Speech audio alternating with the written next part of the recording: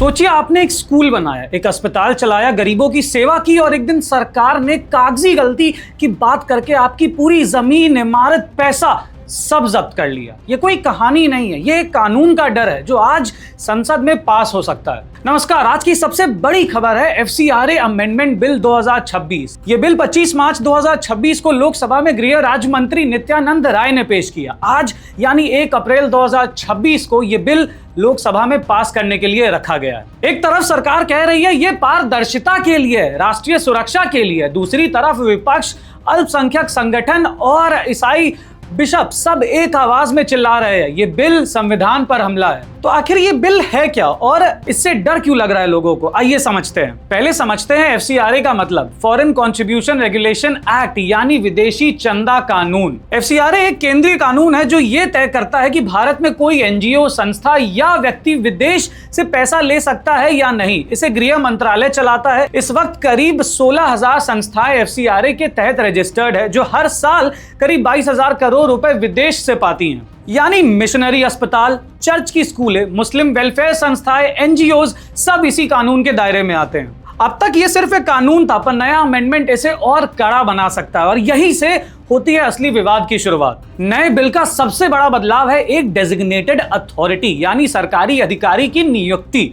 अगर किसी संस्था का FCRA लाइसेंस रद्द हो जाए, सरेंडर हो जाए या खत्म हो जाए तो ये अधिकारी उस संस्था की सारी संपत्ति, सारे पैसे अपने कब्जे में ले सकता है। और यही है सबसे खतरनाक प्रावधान इस अमेंडमेंट का। अगर किसी संस्था ने FCRA रिन्यूअल के लिए आवेदन किया पर सरकार ने तय समय में उसे प्रोसेस नहीं किया तो भी उस संस्था का लाइसेंस अपने आप रद्द माना जाएगा। मतलब संस्था की गलती नहीं, पर सजा संस्था को दी जाएगी।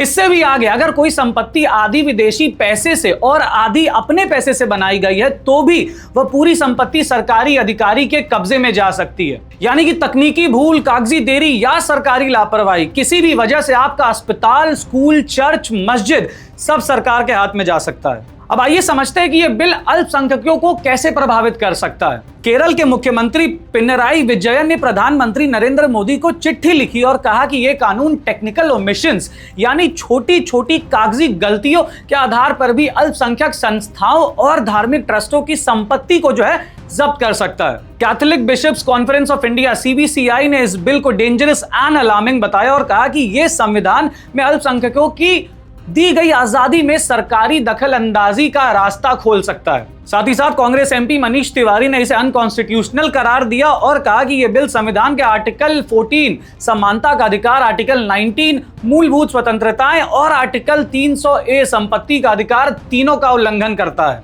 सरकारी आंकड़े बताते हैं कि 2016-17 से 21-22 के बीच 6,600 से ज्यादा NGOs के FCRA लाइसेंस रद्द किए जा चुके हैं। अब इस नए कानून के बाद ये संख्या और बढ़ सकती है और हर बार संपत्ति सरकार के ही पास जाएगी। और आज इसी को लेकर संसद में विपक्ष के सांसदों ने मकर द्वार पर प्रदर्शन किया और stop targeting NGOs and institutions लिखा बैनर लहराया। कांग्रेस नेता KC वेणुगोपाल ने भी कहा यह कानून ईसाइयों, अल्पसंख्यकों और NGOs को निशाना बनाने वाला है। जो NGO देश के लोगों के लिए अच्छा काम कर रहे हैं उन्हें इस कानून से सजा दी जा रही है। वहीं दूसरी तरफ BJP सांसद दिनेश शर्मा ने कहा सरकार अल्पसंख्यक और बहुसंख्यक में फर्क नहीं करती, राष्ट्रीय सुरक्षा सरकार की पहली प्राथमिकता है। देखिए, सवाल ये नहीं है कि विदेशी पैसे का हिसाब होना चाहिए या नहीं, बिल्कुल होना चाहिए, बल्कि सवाल यह है कि क्या एक सरकारी अफसर को यह ताकत मिलनी चाहिए कि वो एक कागजी देरी की वजह से किसी चर्च, मदरसे या NGO की जमीन और इमारत जब्त कर ले।